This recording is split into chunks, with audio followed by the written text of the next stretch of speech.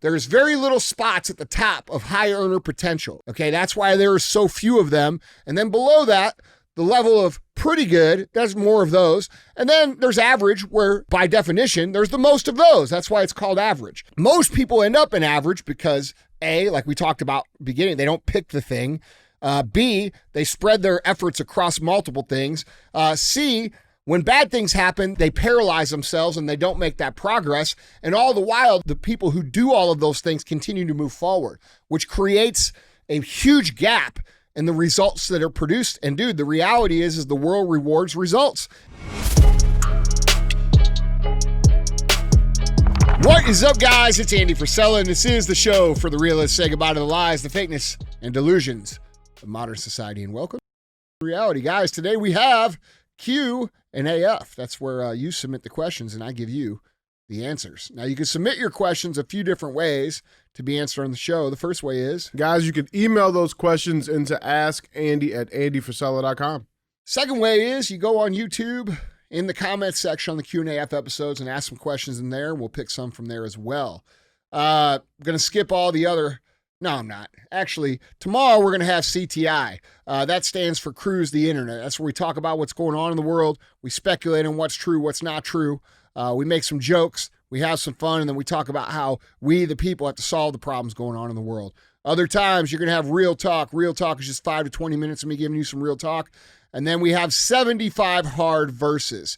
Now, 75 hard verses is where we bring people in, maybe you, to come on the show and talk about how your life was before 75 hard and how it is now. Usually it's pretty sucky, and then it gets a lot less sucky. And if you're unfamiliar with the 75 hard program, it is the initial phase of the Live Hard program, which you can get for free at episode 208 on the audio feed only. There is a book, the book on mental toughness, available on my website at andyfrisella.com. And if you're unfamiliar with the 75 Hard program, it is the world's largest mental transformation program ever, and it's free. So you don't need the book. The book is very helpful. People enjoy it. We sell a ton of them. They're usually out of stock. But if you go on there, you can pre-order it, but you don't need to. You could just get the program for free at episode 208 on the audio feed. You're going to notice we don't have ads on the show. That means I don't want to take orders from people who are paying me to represent their products, so I don't do ads. Probably one of the only podcasts in the world that doesn't do that. And in exchange for that, I just ask very simply that you help us get the word out. We're constantly battling shadow bans and censorship and all the stuff going on in the world. And so if you think the message is good, if you think it's valuable, if it makes you think, if it makes you laugh, if it gives you a new perspective, if it teaches you some skills, which hopefully will teach you some today, all I ask is that you please get the word out and share the show. So don't be a hoe. Share the show. All right. Hey, what's up, dude? What's going on with you, man? Nothing, man. Yeah? Just training and fake entrepreneuring. Fake entrepreneur. Hey, are we gonna play the conversation before the show? We should. All right, just put that in there. Put that shit right in there. DJ called me a fake entrepreneur. 2 hour and 49 minutes. All right, let's do this. What? Nothing. Bro, I got a real job, man. This is my man. fucking side gig. Hey, listen. What? I get it. Well, I'm just saying. Nah, playing entrepreneur, man. I get it. Yeah.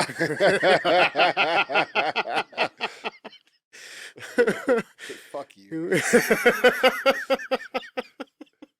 All right, ready? Yes, sir. If I was playing entrepreneur, I have a $997 coaching program. That's what I'm saying. Yeah, it's normally $15,000, but today, just for you, it's $997. Next 10 minutes. That's right. I've only got 5 spots. All right, ready? All right. And he's out here playing entrepreneur and shit. Oh, yeah, I was late. Yeah. All right, so these guys were supposed to record an hour and 49 minutes ago. Yep. And I was out there having to do stuff for my real job.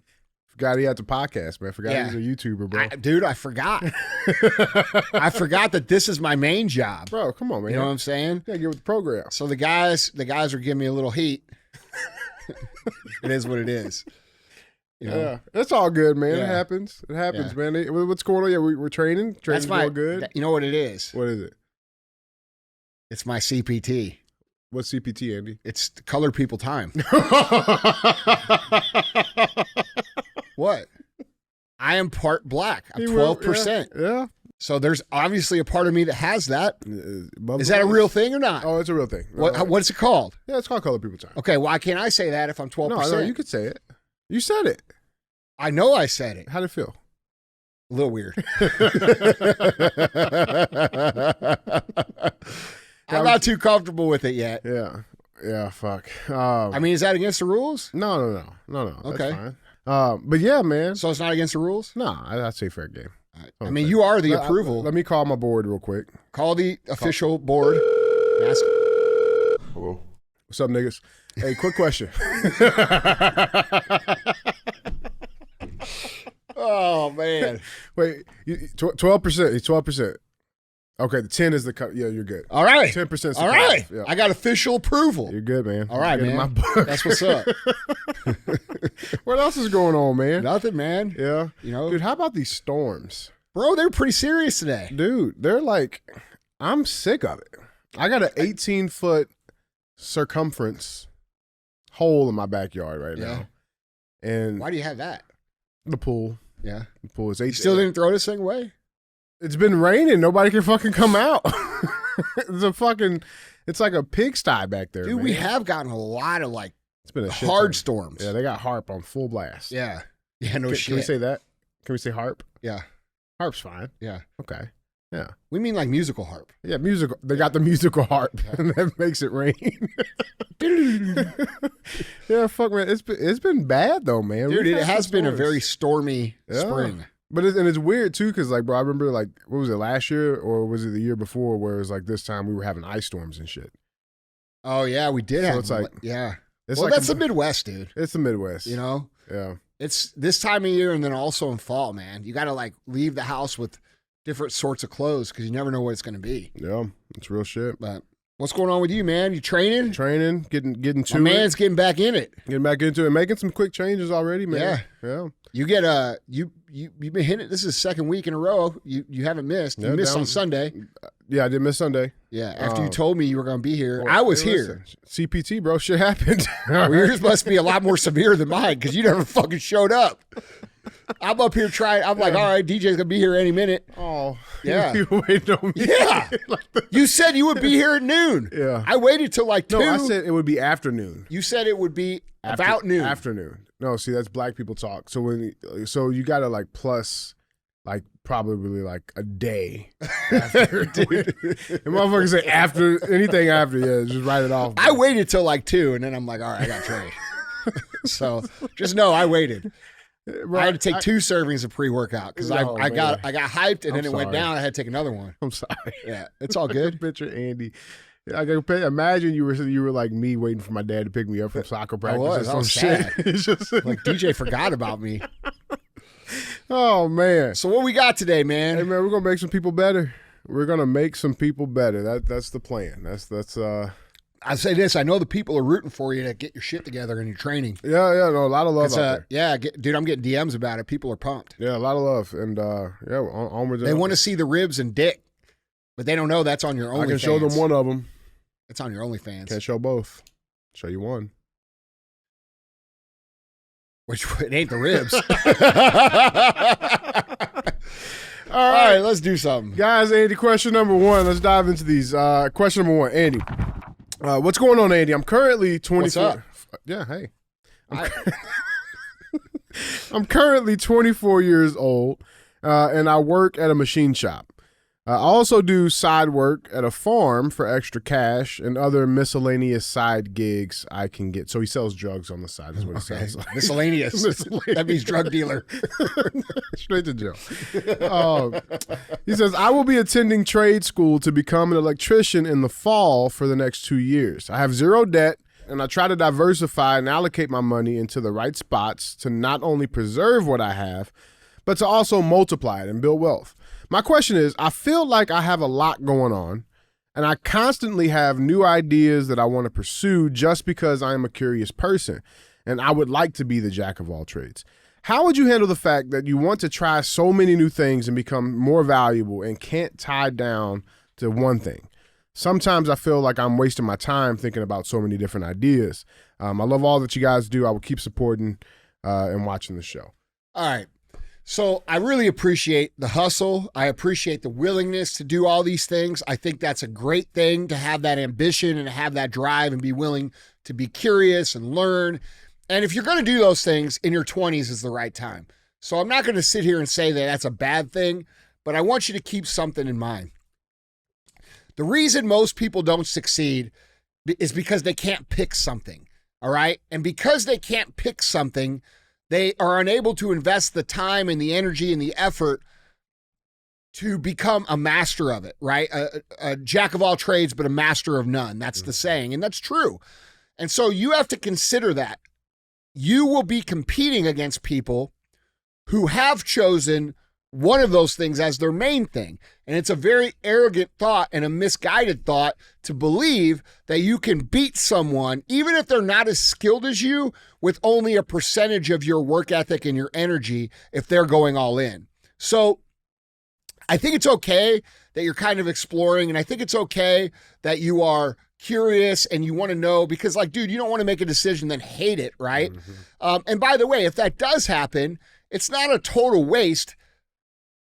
Not a total waste, because you're going to learn, right? You're going to learn skill sets, and you can take those skill sets and apply them somewhere else. Like, for example, if you're making fucking hamburgers right now, or you're making fries right now, you should be making the best hamburgers out of everybody else that you work with, and you should be making the best fucking fries. And why that matters is because you're cultivating the mentality and the habit forming of creating things at a high level and doing whatever task it is at a high level. So if you happen to be sweeping the floors right now, sweep the fuck out of those floors and make them perfect, because that skill of doing things the right way will follow you to whatever it is that you go to. But with that being said, we want to try and waste as little time as possible into things that aren't going to be our thing. And most people at 24 years old don't necessarily know exactly what they're going to do. I didn't know at 24 years old, even though I was already 5 years into my business, that this was going to be the thing that I did forever.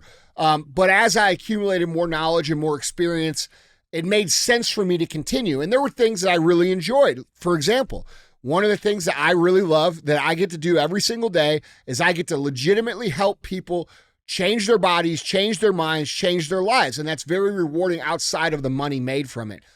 So I got sort of lucky in that, and I use that term very loosely, because when a lot of people hear luck, they start to make excuses. Well, he got lucky. No, I didn't have an option, and that was the lucky part of it. I had to keep going, and that allowed me to become a master of what I do. Mm-hmm. So my advice to you would be to try to figure out what it is you want to do as quickly as possible, and then go all in on that and remove the rest of the shit, okay? Because you don't want to be a jack of all trades and a master of none, because what that equates to is you not being competitive in the field that you're in, and that equates to you not having very much money in your bank account, all right? So, and if you're older, if you're 30 or if you're in your 40s, it's very important that you get that solved quickly, because you have less time than the 24-year-old or the 19-year-old to sort of discover, right? Yeah.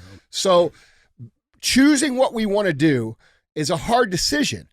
But if we make an educated guess about where we want to be and what we want to do and what we want our life to look like, and we consider the fact of what we enjoy and what has the potential to actually become a very profitable and lucrative career, now we're in a situation to make an educated guess at what we want to do. And so you start down this path, and you're able to be competitive because you're putting all your energy in that.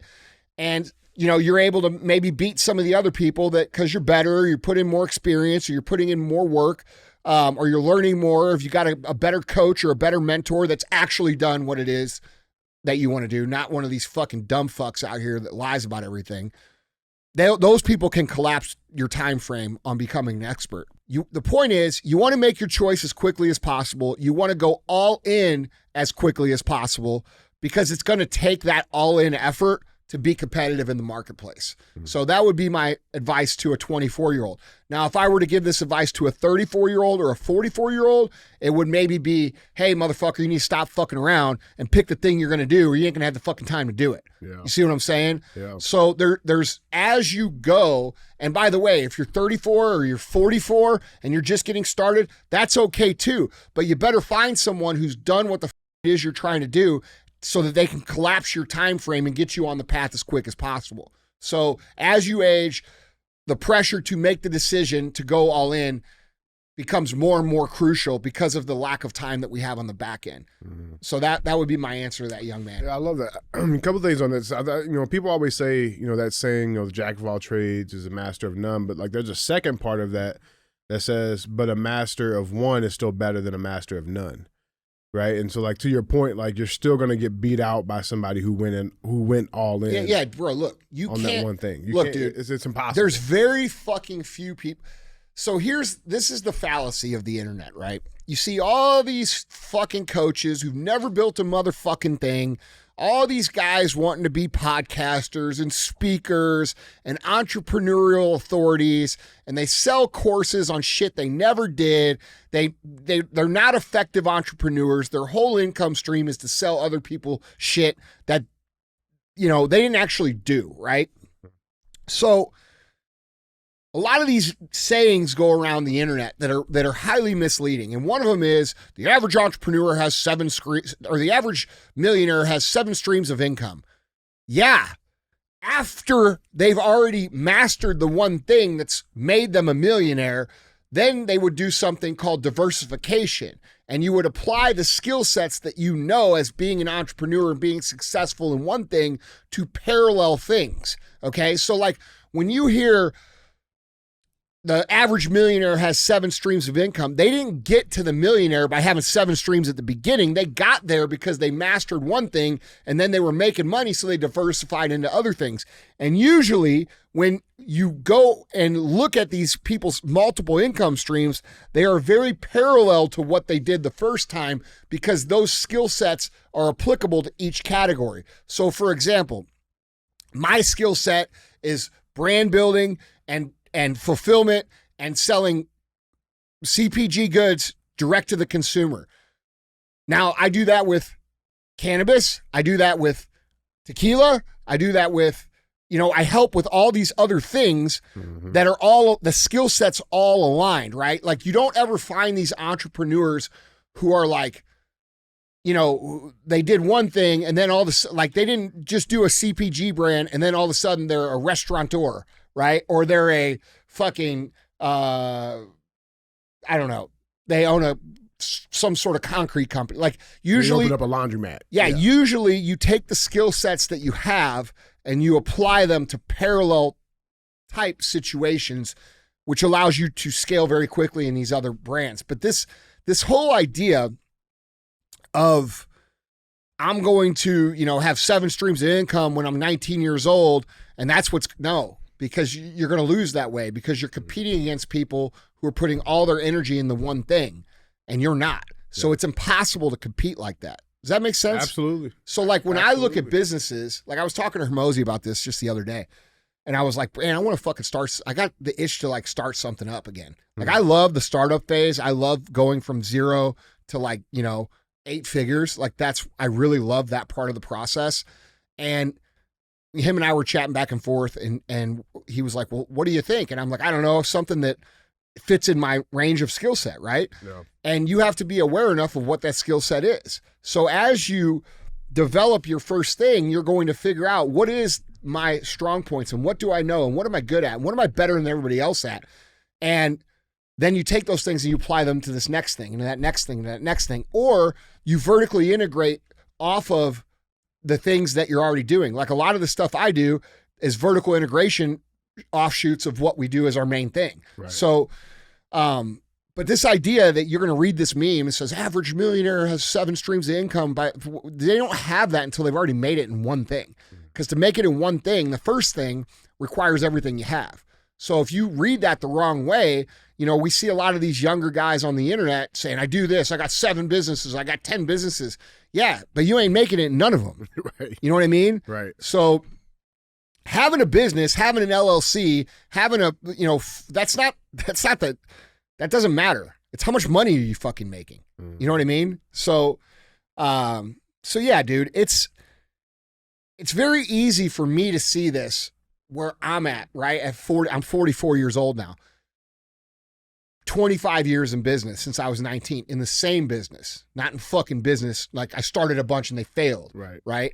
I haven't had a business fail since I was 19 years old. All of them have fucking won. So when we look at, actually, that's not true. I did have one that was failed, but we'll talk about that another time. But the point is that it's very easy for me to see how this works, and it's very hard for the young person to see how it works. Mm-hmm. So, go back and listen to this question a few times if you're just getting started. But just remember, you're not going to be able to get great at the one thing that's going to make you all the money if you're spreading your effort across multiple things where this person's already learned the main things that they need to do. So that's like competing against someone who spends all their time playing basketball, and you think you're going to be as good as them, but you're also bowling and you're playing baseball and you're playing hockey and you're wrestling and you're playing football and you're practicing all this shit. I mean, I think it's pretty safe to say that the guy who practices all of his time in basketball is going to beat your ass. Mm-hmm. And that's the same in business. So you need to think about it like that. I love it, man. Well, guys, Andy, question number 2. Andy, I graduate high school in 2 weeks. Congrats. A lot of my friends are talking about taking a gap year, which is basically they take a year off from work or take a year off from going to college and find themselves. In other words, they live off their parents and party and don't do shit. Good, let them. Yeah. That's a year you can get ahead of them. Now, I'm definitely going to college. I want to be a lawyer. These friends do listen to the show, not as much as I do. But can you give them some real advice on why this gap year would be a bad idea, or as bad as I think it would be for them? Appreciate you, big dog. Yeah. I'll give you a bunch of ideas. One, you're going to be lazy as fuck, so you're going to get out of the habits of doing the work every day, which most people never get back into. 2, by not paying attention to what's going on, business and the society and everything that's going on in terms of having a career is changing so fast that when you come back and you start paying attention again, you're going to be way behind. 3, the people who don't take a gap year are automatically a year ahead of you. Automatically. And I know you think, well, it doesn't matter if they're actually a year ahead of me. No, it actually does. Okay. So there's 3 reasons. Now, are there benefits to taking a gap year? I don't know. Maybe like you could go to Europe. Like I went to Europe when I graduated high school. I went, but I didn't take a whole year off. That was a fucking year. No, I just went for, a few weeks and It was awesome. But I think the most dangerous thing about this gap year is that it breaks the routine of you having to be productive, which is a habit, which is very, very important, especially if you're going to go on to build a career. Now, a lot of people aren't going to college, but clearly, if you're going to be a lawyer, some states, they let you take the bar without it, but it's probably a good idea to go to college, right? If you're going to be a lawyer. But if you're not going to be something that requires a professional degree like that, you should automatically go into the workforce, because most companies aren't even looking for degrees anymore. They're not looking for indoctrinated employees. Like honestly, like when people apply here with their college degree, I almost don't want to hire them because I know they've been fed a bunch of fucking bullshit.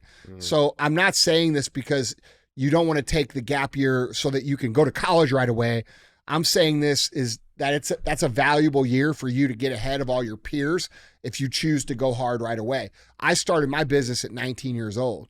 All right. I went to 1 year of college and I was like, man, this ain't for me. And then I kept going to college when I first started my business, and I got 3 years in. I'm like, nah, fuck this. These people are stupid. I learned it for myself. But it just depends on what you want to do. If you want to be a doctor, you got to go to school. If you want to be a lawyer, it's a pretty good idea to go to school. If you want to be an engineer, you probably got to go to school. But if you're just going to school to go to school, don't get yourself in that situation.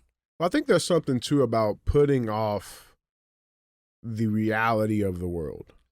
Right? Like there's something to be said that, like, I mean, I feel like, people are leaving high school, you're in the real world now, right? Like your decisions, like that's when your decisions start having real consequences in the real world. You're viewed as an adult, right?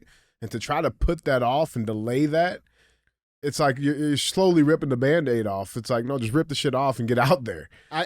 You know what I'm saying? Yeah. Well, I mean, I know it was that way for you because you didn't have I bet you were right out on your own. Oh, it's 17. Yeah.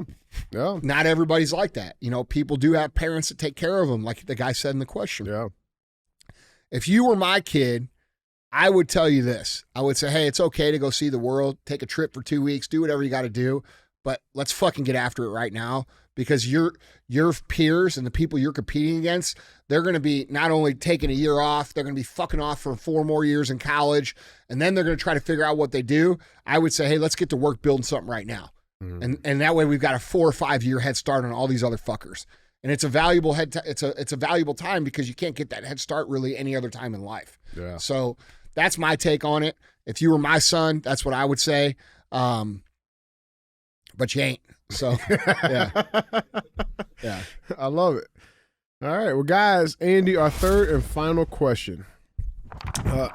Andy, I want to start by saying I hate the victimhood mentality just as much as the next person. It's low-hanging fruit, in my opinion. I feel like people with real struggles and real hardships don't really speak on those things, publicly or not.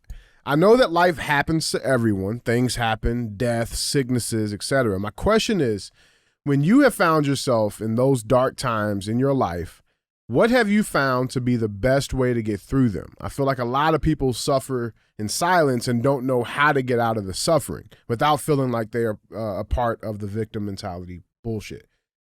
How do we handle this? Look, man, you're going to have bad times. You're going to have hard times. Everybody has them. Okay. It's called life. Here's the thing. When hard times come, when bad shit happens, most people lay down and they stop trying. They go and they curl up in a little ball in the shower and they fucking cry and they boo-hoo about their life. And a lot of times that's justified. All right. Your child could die. You could lose a sibling. Your parents could, who knows? Yep. Lots of shit. Okay. And it's okay to be upset. That's not what I'm saying. But what I am saying is if you wallow in that for the next fucking 5 years and you concentrate on just that and you always talk about that and you always focus on that, you can't move through it effectively. So the way to move through hard times, which are gonna happen, bro, nobody is immune to them. And you're correct. People who go through really hard shit usually don't bitch about it. They just fucking eat it.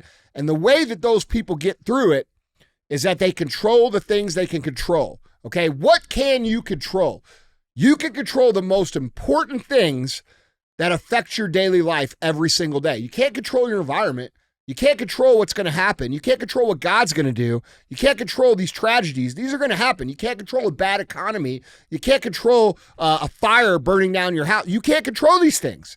But what you can control is that you can control what you eat. You control how you move your body. You control what you put in your mind. You control how you treat people. You control your attitude. You control all of these things. And those things are the most important things to your daily state of mind and your daily state of being, okay? If you're eating well and you're drinking water and you're putting good things in your mind and you're continuing to make progress, you're going to feel much better than the person who's just wallowing in their hardship, all right? And not only that, and this is the most important thing, most people get paralyzed in terms of progress of their life when hard things happen. And if you have developed the ability to control the controllables and move through and continue to progress when everybody else quits, you've got a big gap there. You create a big advantage for yourself because most people can't do that. All right. So, and I know it's hard, but sometimes the best way to get through things is to actually just keep pushing through.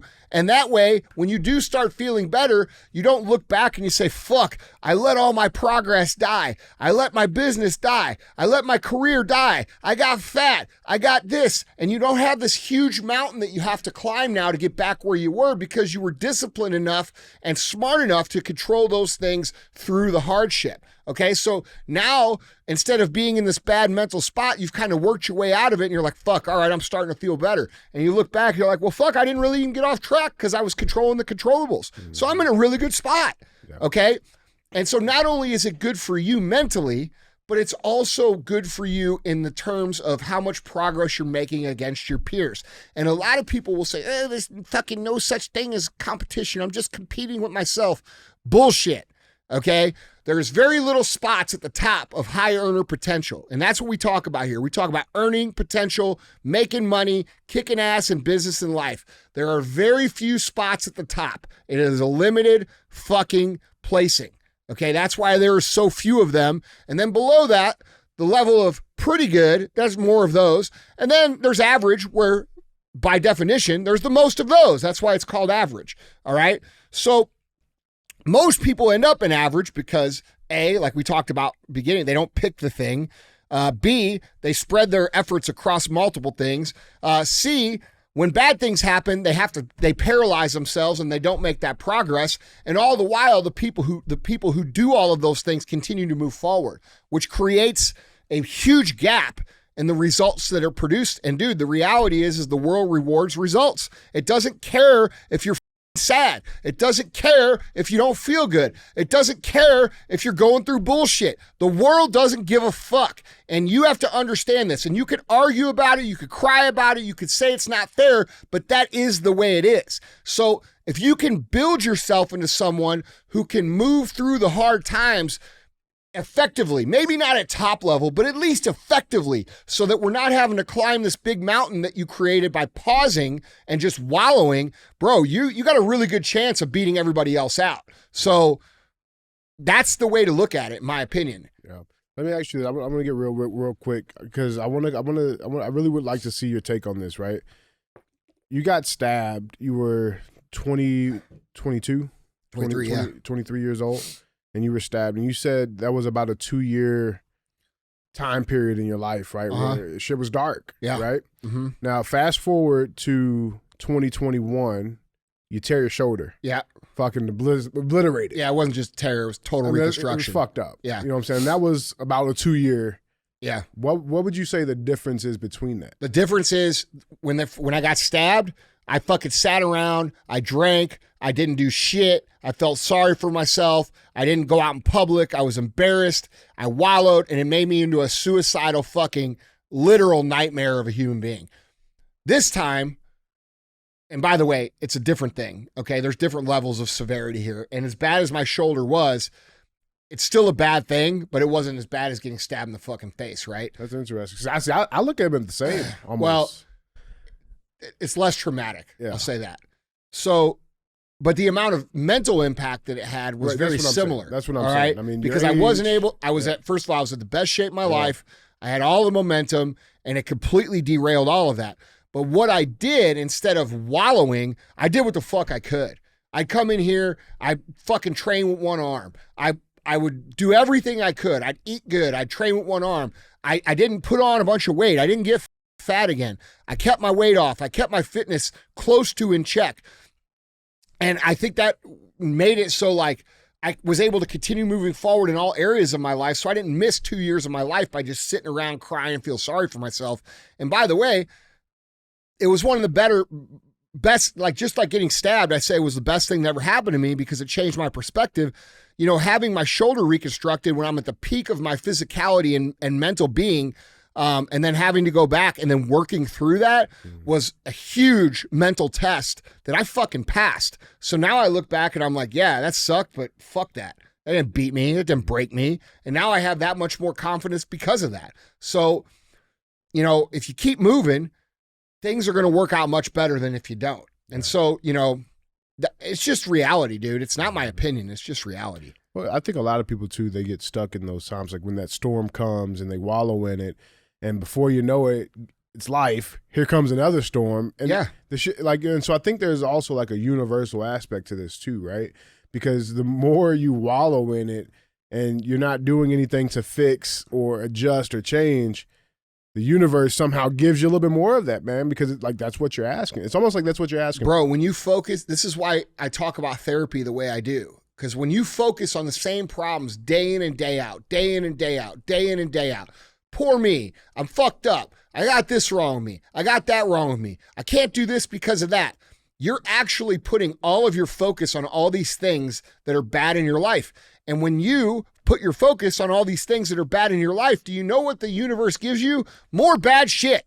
Okay. And this is why, while I think therapy may be beneficial for some people, I think it's totally overblown. I think it's highly predatory for a lot of these therapists because these therapists have no incentive to actually get you better because you're paying them to continue to be fucked up. All right. So they want you to talk about your shit. They want you to focus on your shit because they know that if you focus on your shit and talk about your shit, you can't get through your shit.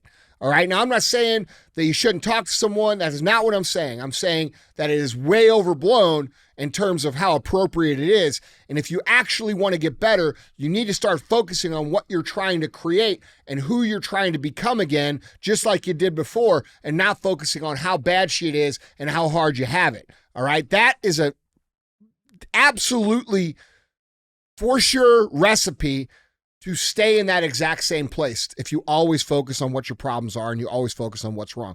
If you're in a down spot and you're in a spot where you're not want to be, you have to just make the plan like you have never made the plan before, right? You have to start out at ground zero and say, okay, yeah, fucking, I got derailed. All right, I still want to be that motherfucker over there. So what does that guy do? He does this, he does this, he does this, he does this. And then start doing those things right away, controlling the controllables, and you push yourself out of that fucking place. Mm-hmm. So that's why Live Hard is such a valuable program for people because it forces them to push through. You can't do the program if you're not willing to work through adversity because it's a year-long program and it takes up 40% of your year.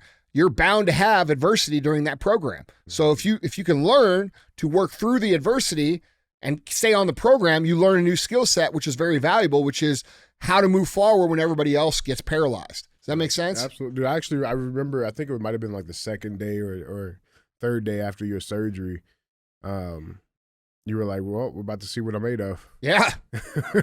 Well, motherfucker, I did cardio fucking 30 minutes after my surgery just to prove a point to myself. Yeah. Yeah. So I think that's some real shit, man. Yeah.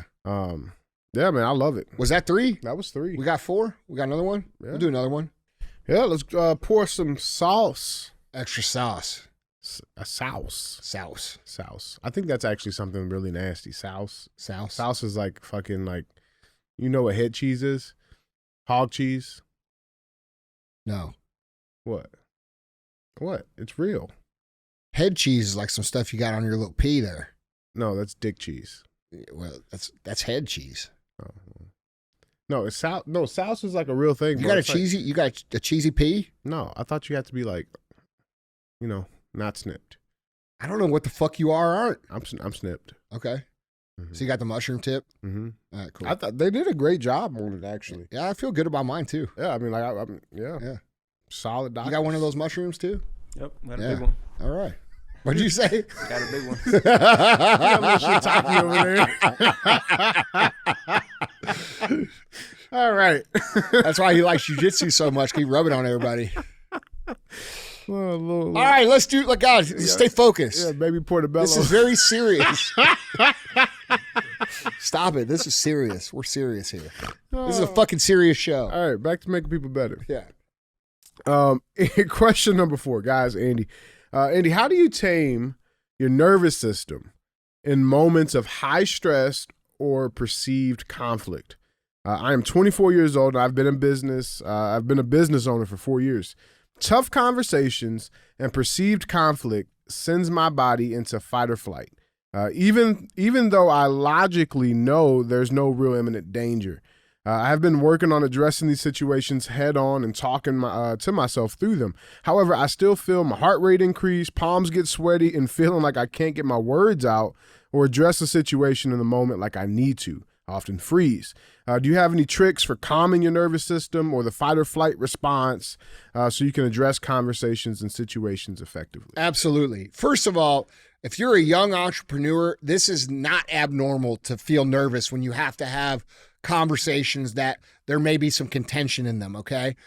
That's a normal thing. And the way that you ultimately get through that is by having them over and over and over again to the point where it's just natural to have them. And I can promise you, if you will just commit to working through this process, you will get to a point where you can have these conversations and your heartbeat will not even change at all. It will just be a conversation.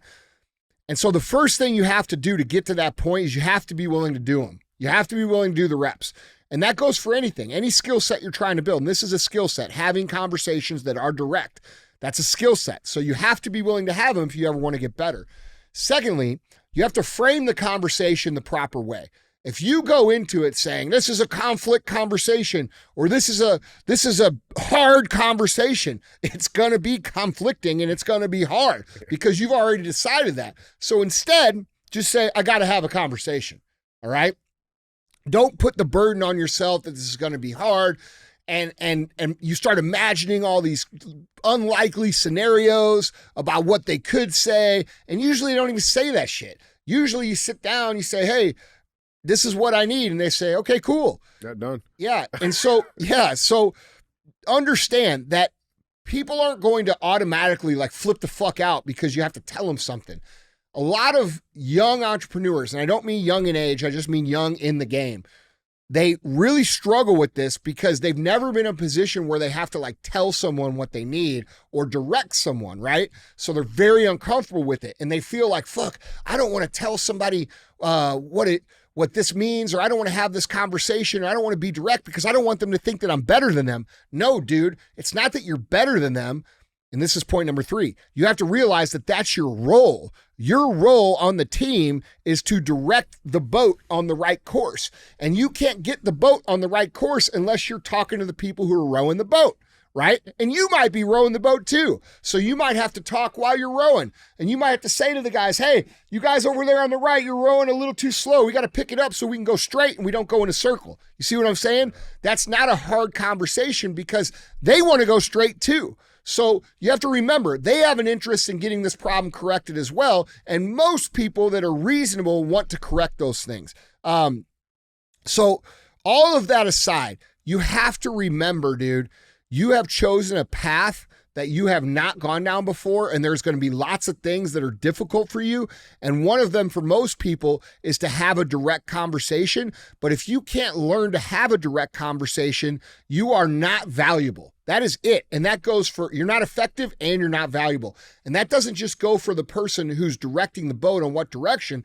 That goes for the motherfucker who's also rowing, AKA an employee, right?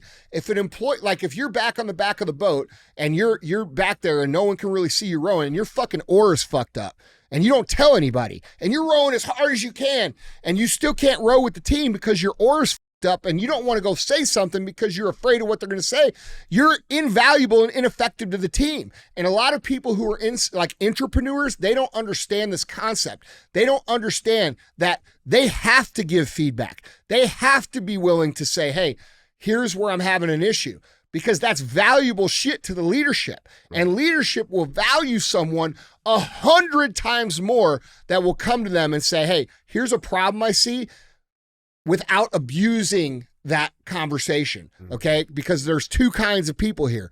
There's people who will come and give you the exact feedback you need that is valuable, who is a team player, and they say, hey, this is what I notice. I think it needs to get fixed here.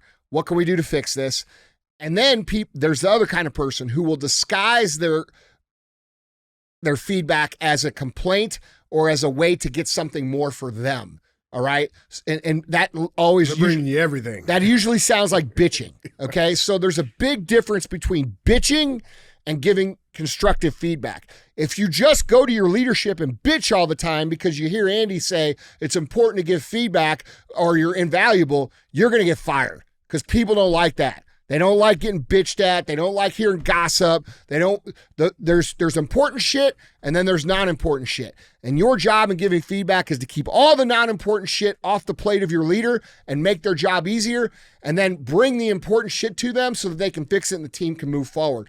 So this ability to directly communicate is a massive asset, not just for the leadership, but also the people who are on the team that aren't necessarily the main leader. You can be a leader peer-to-peer too. That's a whole nother thing. Like if you're on a team and you're in the boat, and I'm just giving you some free game on how to be more valuable, and you're back there and you hear the other guy and he's like, fuck this is stupid, this is blah, blah, blah. That's where you go to the guy, you'd be like, hey, that motherfucker ain't on the team, bro. We need someone else rowing, right? Mm-hmm. And what most people will do is they'll do this fucking pussy shit. Well, some people are upset because of who people. Well, I don't want to name names. Well, then, bro, you're not valuable to me because I can't fix the problem if you won't name the fucking names. Got to play Guess Who to try to figure this shit out. It's the most annoying shit in the world. And the reason it happens is because there isn't trust between the leadership and the team, okay? The leadership has to earn trust of the team to know that they have the team's best interests in mind, and then the team will be more likely to communicate directly to you. And that's what you want. You want direct communication both ways. Hey, guys, I need you to row a little harder. The guy in the back said, hey, my oar's fucked up. I need to fucking do this, okay? All right, good. Hey, that guy over there, that guy ain't fucking, he don't want to be here. Let's throw him off the boat, right? Let's get someone on here that does. That's all valuable shit. But what's not valuable is going to the front of the boat and saying, man, I'm fucking tired. I don't like this. I don't like the way the oars are hurting my hands. You know, like I don't like the way, I don't like the tone you use when you tell us to row. That shit, get the fuck out. You know what I'm saying? Yeah. We're here to win. We're here to kick ass. We're here to be productive. We're here to win as a team. And that requires open conversation, direct conversation, honest feedback without all the trash. Okay, so hopefully that helps some of you guys. Yeah, 100%, man. I love it. Well, guys, Andy, that was 4. Yeah. Try not to be a whore.